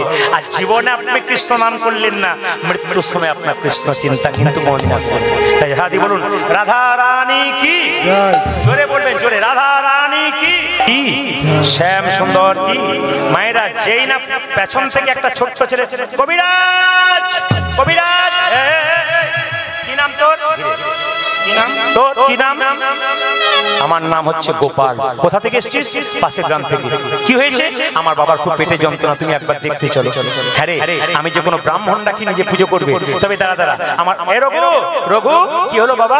এই দেখ, ওই ছেলেটার বাবাকে চিকিৎসা করতে যাবো, আজকের পুজোটা তুই কর। বলুন তো মায়েরা, ছেলেটা কত বয়সে ভগবানকে নাড়ু খাইছিল? জোরে বলুন, কত বছর বয়সে? একবার জোরে আপনারা বলবেন না, মায়েরা বলুন, কত বছর বয়সে? আর বলেন না, আপনি বলে নিহাত বসেছিল, অন্য সময় দেখতেন কি হতো। 24 পরের সময় খালি ওঠার বসা করে দেখবেন কি রকম। কিছু মনে করবেন না, মন দিয়ে শুনে নিন। কত বছর বয়সে? 5 বছর বয়সে। রঘু বলছে, বাবা তো আমি যে পুজো করবো, তুমি চিকিৎসা করতে, আমি তো মন্ত্র জানি না। মন্তর, মন্তর, মন্তর, শুদ্ধ মন যদি কারো না থাকে, মন্তর বলে কোনো না। আমি আপনাদের বলবো মায়েরা, গুরু যদি করবেন, গুরু বেছে বেছে করবেন। আপনার কানে মন্ত্র দিল, ও গুরু হয়ে গেল একবারে না। আপনি সমস্যায় পড়বেন, গুরুকে জিজ্ঞেস করবেন, যদি বলতে না পারে ওর কোনো গুরুত্ব নাই, ও মন্ত্র নিয়ে আপনার কোনো লাভ নাই, আপনার সমস্যা সমাধান করতে পারলো না। মহাপ্রভু কবিরাজ গোস্বামী দেখবেন চৈতন্য চরিতামৃতে বলেছে, কিবা বিপ্র কিবা সূত্র নাসিক জ্ঞানে নয়, কৃষ্ণ তত্ত্ববেত্তা যেই সেই গুরু হয়। গুরু যে জাতিতে বৈষ্ণব হবে, গুরু জাতিতে ব্রাহ্মণ হবে তা নয়, কৃষ্ণ তত্ত্ব যারা ভালো জানে, আপনার সমস্যায় পড়ে আপনি তাকে জিজ্ঞেস করতে পারেন, তাকে আপনি গুরু করবেন। বাকি জায়গায় গুরু করা বিফল। যদি গুরু ঠিক ঠিক সঠিক আপনাকে পথে চালাতে পারে, তবে গুরু হতে পারে। ওই জন্য বারবার বলো, আপনারা আপনার বাচ্চাকে যেমন ভালো শিক্ষক দেন, আপনার বাচ্চার রেজাল্ট ভালো হবে বলে, আপনার জীবনে ভালো গুরু করুন। আপনার শরীরে অসুখ হয়েছে, আপনি ভালো ডাক্তার দেখাবেন, আপনার রোগ ভালো হবে। আপনি কাঁচা ডাক্তার দেখাবেন, আপনার রোগ আরো বেড়ে যাবে। তাই জীবনে আমাদের ভবরোগ দূর করতে গেলে আমাদের ভালো পাকা গুরুর দরকার আছে। এ কথা আমি বলি নাই, স্বয়ং রামকৃষ্ণ পরমহংসদেব বলছে। বাবা আমি যে মন্ত্র বললাম, তো মন্ত্রের দরকার নেই। আরে শোন, তুই পুজোটা কর। বলে পুজো করবো? বলে হ্যাঁ, তোর হাতে দেখবি ভগবান খাবে। আমার হাতে খাবে? হ্যাঁ রে মায়েরা, বাচ্চাকে যেমন বোঝাবে সে বুঝবে। ছোট্ট 5 বছর বাচ্চা তো, তোর হাতে। আচ্ছা বাবা কার হাতে খেয়েছিল? ভক্ত প্রহ্লাদের হাতে, ধ্রুবের হাতে। তোর হাতে খাবে? ভক্ত প্রহ্লাদ হাতে খেয়েছিল? হ্যাঁ রে। ধ্রুব হাতে খেয়েছে? হ্যাঁ বললাম তো। যাক কাজ কর, এই কিছু নাড়ু নিয়ে তোর মায়ের কাছ থেকে নিয়ে আয়, থালাটা পরিপূর্ণ করে আজকে পুজোটা কর। আমি ওই ছেলেটার বাবাকে চিকিৎসা করে ফিরে আসবো, দেখবো তুই কেমন পুজো করেছিস। মায়েরা সবাই লক্ষ্য করুন, ছোট ছোট ছেলেটি মায়ের কাছে গিয়ে বলছে, মা গো আমায় কিছু নাড়ু দাও, আমি পুজো করব। মা তখন বলে, তোরা বাপ বেটা মিলে যা খুশি তাই করেছিস, মন্ত্র জানিস তুই পুজো করবি? বাবা বলেছে তো মন্ত্রের দরকার নেই, শুদ্ধ মনের দরকার। সঙ্গে সঙ্গে মা রেগে একটা নাড়ু দিয়ে বলছে, তোরা বাপ বেটা মিলে যা খুশি তাই কর। মা যখন যে না নাড়ুটা দিয়ে দিয়েছে, মা অমনি ছোট ছোট ছেলেটা মন্দিরে ঢুকে বলছে, ওগো গোপীনাথ, বাবা তোমাকে সুন্দর সুন্দর মন্ত্র বলি। এই জায়গাটি শুনবেন, খুব প্রেমে কিন্তু আমি তো ছোট ছোট বালক, আমি মন্ত্র জানি না। ওগো গোপীনাথ, আমার বয়স মাত্র 5 বছর, আমি তো মন্ত্র জানি না। তুমি নাকি ভক্ত প্রহ্লাদের হাতে খেয়েছি, তুমি নাকি ধ্রুবের হাতে খেয়েছি। ওগো গোপীনাথ, মায়েরা ছোট ছোট প্রসাদের থালাটা নিয়ে 5 বছরের ছেলে নাড়ুটাকে নিয়ে গোপীনাথের মন্দিরে বলছে, ওগো গোপীনাথ ঘনশ্যাম। জায়গাটি খুব প্রেমের জায়গা। আপনারা যেমন আমি দেখতে পাচ্ছি কেউ চোখ ঢুল ঢুল করছিল, কিন্তু সে আবার তাকাচ্ছে কেন? বাক্যের দ্বারা, কথার দ্বারা মানুষ চুপ করে যায়। আপনারা সবাই লক্ষ্য করবেন, ইউটিউবের মাধ্যমে আপনারা কীর্তন শুনছেন, দেখবেন খালি কথাই শুনতে পারেন, আপনারা কীর্তন শুনতে পারবেন কেন? এই ছেলেগুলো যারা ক্যামেরা করছে তারা ঝুলন পূর্ণিমা, রাখি পূর্ণিমা, একাদশী এগুলো দেবে, কিন্তু দেখবেন গানগুলো দেয় না। এতে অনেকের মনে ধারণা হয়ে থাকে যে হয়তো প্রদীপ বাবু বোধহয় কথাই বলেন, কিন্তু আপনারা বুঝতে পারছেন লীলা ছাড়া কথা কোনোদিন বের হয় না। লীলার ছোট্ট ছেলেটি গাইছে একবার সবাই ভক্তি বলি, ওগো গোপীনাথ ঘনশ্যাম। প্রেম করতে গেলে আপনাকে প্রেমিক হতে হবে। মায়েরা, ভগবানের প্রতি প্রেম করতে গেলে আপনাকে প্রেমিক হতে হবে। আপনি মন যদি এক করেন, আপনি শান্তভাবে ভগবান ভুলে যাবেন। ছোট্ট ছেলেটি গাইছে, আপনারা সবাই শুনে, ওগো গোপীনাথ ঘনশ্যাম, ওগো গোপীনাথ। এই যে নাড়ু খাবে না? তুমি নাকি প্রহ্লাদের হাতে খেয়েছো। বয়স কতকে লক্ষ্য করবেন, বয়স মাত্র 5। আপনাদের জ্ঞান হওয়া দরকার। 5 বছর সেই গোপীনাথের মন্দিরে কথা বলতে পারে, আমরা কি করবো একটু অনুভব করবেন। ও বুঝতে পেরেছি গো, তুমি নাড়ু কেন খাচ্ছ না? দরজাটা হাঁ করে খোলা আছে তো তোমার লজ্জা করছে। দেখি দেখি দেখি দেখি দেখি দরজাটা বন্ধ করলো। হ্যাঁ, তোমার হাতে বাঁশিতে অসুবিধা হচ্ছে? আচ্ছা বাবা, বাঁশিটাকে খুলে দিচ্ছি। ও চূড়াতে অসুবিধা হচ্ছে, চূড়াটা। এবার গোপীনাথ তুমি নাড়ু খাও। বারবার পাথরের গোপীনাথকে ধরে ছোট ছোট রঘুনন্দন ছোট ছোট, ওগো গোপীনাথ। কত আকুল ডাক দেখো। রামকৃষ্ণ দেবকে একজন ছেলে জিজ্ঞেস করেছিল, ঠাকুর তুমি যে মা মা বলো, মা কি দেখতে পাও? বলে হ্যাঁ রে। মা কি তোমার হাতে খায়? বলে হ্যাঁ খায়। কই আমার হাতে খায় না যে? ডাকার মতো ডাকবি, দেখবি মা খাবে। বলে আমি তো বুঝতে পারি না কেমন ডাকটা খাই। রামকৃষ্ণ দেবের এই ছেলেটাকে ধরে গঙ্গা জলে ডুবিয়ে রেখেছে। যখন কিছুক্ষণ পর ওঠালো তখন বলছে, হ্যাঁ রে, তোকে যখন জলে ডোবালাম তোর ভেতরটা কেমন করছিল? ঠাকুর আকু পাকু আকু পাকু করছিল। এই বুঝি প্রাণ। ও মাকে ডাকতে গেলে মন যদি তোর এরকম আকু পাকু করে, মা কি না দেখা দিয়ে থাকতে? গোপীনাথ তুমি না, তুই প্রহ্লাদে। ও বুঝতে পেরেছি গো, বুঝতে পেরেছি। বাবা তোমাকে চন্দন দেয়, বাবা তোমাকে ফুল দেয়, বাবা তোমাকে তুলসী পাতা, কিন্তু ওগো গোপীনাথ,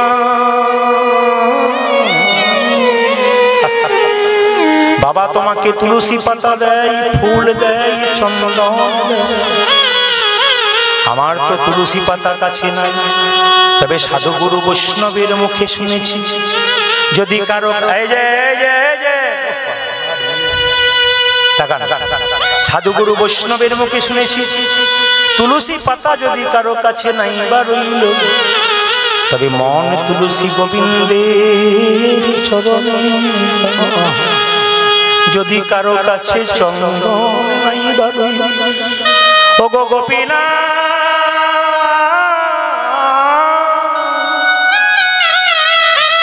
বাজার থেকে চন্দন কিনে তোমার চরণে ভক্তরা দেয়, কিন্তু আমার তো 5 বছর বয়স, আমি তো চন্দন কিনতে পারবো না।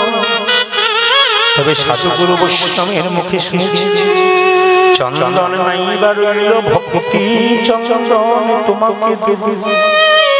গঙ্গা জল আমার কাছে নাই মায়েরা, গঙ্গা জল নাই বা রইল দুটি নয়নের জল যদি নিতাই গৌর হরি বল বলে ভগবানের চরণে তবে গোবিন্দ খুশি হয়ে যায়। বুঝেছি বুঝেছি বাবা, তোমাকে সুন্দর করে সাজাই, আমি সাজাতে পারি না বলে তোমার খুব দুঃখ হয়েছে, তবে তোমাকে সাজাবো। কেমন ভাবে সাজাবো জানো? সাজাবো তোমার, শুনবেন, মোহন সাজে আশা ছিল বড়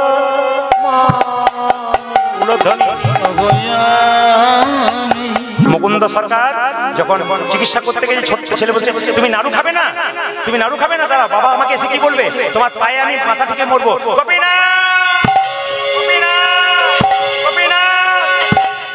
রক্ত আর চোখের জলে মন্দির ভেসে যাচ্ছে, রক্ত আর চোখের জলে মন্দির ভেসে যাচ্ছে। আপনারা মন্দিরে ভগবানের কাছে কাঁদেন, কিন্তু ছোট ছোট 5 বছরের ছেলে পাথরের গোপীনাথের পায়ে বারবার মাথা ঢুকছে। গোপীনাথ গোপীনাথ গোপীনাথ, রক্ত আর চোখের জলে মন্দির ভেসে যাচ্ছে। পাথরের গোপীনাথ বলছে রঘুরে, লোকে আমায় সোনার থালায় রূপোর থালায় পায়েস, তোর মতো চোখের জলে এমন করে আমায় কেউ ডাকে না। শুধু চোখের জল নয়, তুই রক্ত দিয়ে আমার চরণ ধুয়ে দিলি। তোর হাতে যদি একটা নাড়ু না খাই, আমার যে গীতাতে প্রতিজ্ঞা রবে না। আমি যে গীতাতে বারবার বলেছি, ওরে রঘুরে তুই চোখের জলে রক্ত দিয়ে আমার চরণ ভাসাইয়ে দিলি, এই দেখে তোর হাতে আমি নাড়ু খাবো। পাথরের গোপীনাথ স্বয়ং পেছন থেকে হাত বাড়িয়ে বলল,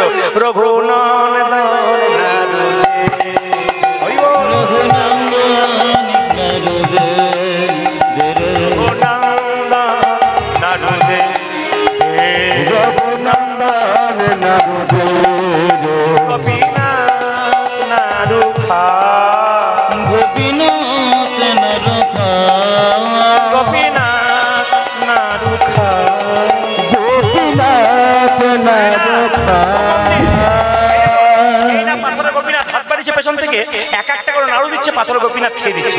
সঙ্গে সঙ্গে রঘুনন্দন বলছে, হ্যাঁ গো তুমি তো বাবার হাতে এত নাড়ু খাও না, আমার হাতে এত নাড়ু খাচ্ছ কেন? পাথরের গোপীনাথ আকাশবাণী করে বলছে, সবাই আমায় ডাকে রে রঘু, তোর মতো এমন করি চোখের জলে ভেসে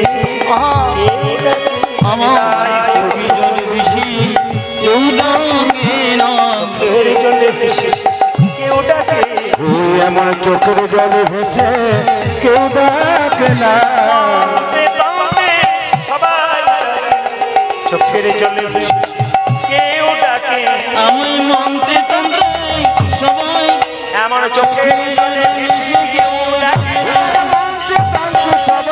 আমার চোখের জলে ভেসে কেউ ডাকে, এমন চোখের জলে ভেসে কেউ ডাকে, চোখের জলে ভেসে কেউ ডাকে না। তুমি সব নাড়ু খেয়ে নিচ্ছ। দেখুন বাচ্চা ছেলেটা ভগবানের সঙ্গে কথা বলছে, আপনারা কথা করবেন না। যে যেখানে কথা করছেন তাদেরকে নিবেদন রইল, বাচ্চা ছেলে 5 বছর বয়সের ছেলে ভগবানের সঙ্গে কথা বলছে, আপনারা শুনতে পাচ্ছেন, আর নিজে কথা বললে অপরাধের ভাগী হতে হয়। সবাই তাকান কি বলছে দেখুন, তুমি তো সবার হাতে নাড়ু খেয়েছো, আমার হাতে খেয়েছো, এতগুলো নাড়ু তুমি যদি খেয়ে নাও, বাবা আমাকে বলে প্রসাদ কই, আমি দেবো কি করে? তুমি একটা প্রসাদ করতে রাখো, বলছে না একটা নাড়ু দে তুই আমার হাতে। যেই না গোপীনাথকে নাড়ু দিয়েছে, গোপীনাথ বলছে এই নাড়ুটা আমি খাবো না, এটা তোকে দেবো। বলছে না আমি খাবো না, ওটা প্রসাদ করবো। বাবা এসে প্রসাদ চাইবে, বলছে না তোকে খাওয়াবো। জোর করে পাথরের গোপীনাথ রঘুনন্দনকে নাড়ু খাই, না আমি খাবো না, খা বলছি। গোপীনাথকে জোর করে রঘুনন্দনকে খাইয়ে দিয়েছি।